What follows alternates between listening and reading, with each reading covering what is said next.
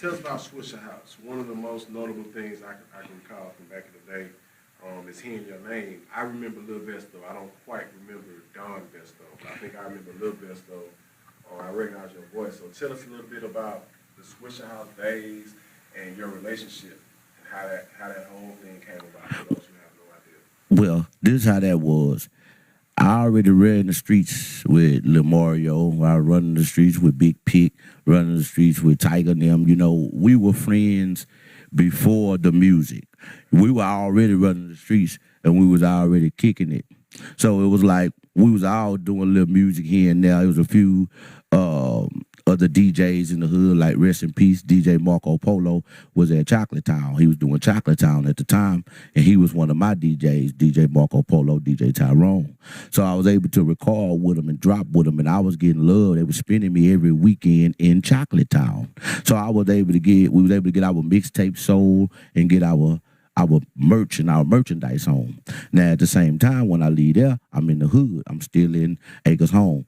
Me and Big Love put a record out in 96. Swisher House didn't come out to 98.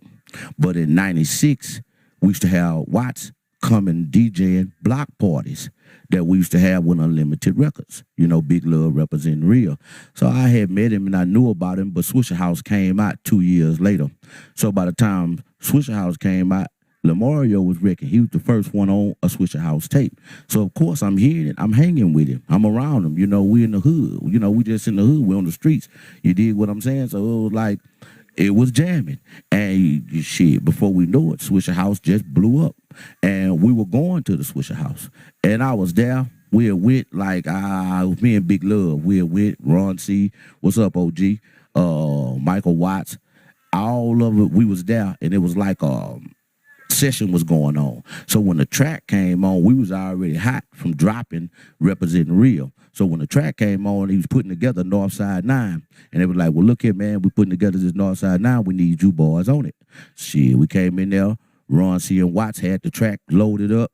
We went back there, we dropped it, the original Swisher House, the original. That's what we dropped it at, you know, and it was like, it was just live. Everything was live. The moment was fly. Everything was tight. Everything was on point, and it happened. It wasn't no disruptions. Wasn't nothing stopped it. It was just meant to happen. It was just, and the rest is history. Y'all already see. Back in the Gap. Well, I mean, notoriety came with it, you know, and there was a lot of money came with it, a lot of trophies, a lot of paperwork. They gave, I mean, if it was to be won, we have won it. We've already done all that, you know what I mean? It was all kind of contracts, all kind of record labels, you know, and a bunch of hating came with it too, that you can believe. But, you know, overall, I mean, it was the notoriety. They knew who we was and what we do. And, you know, to some people that love good music, they respect it.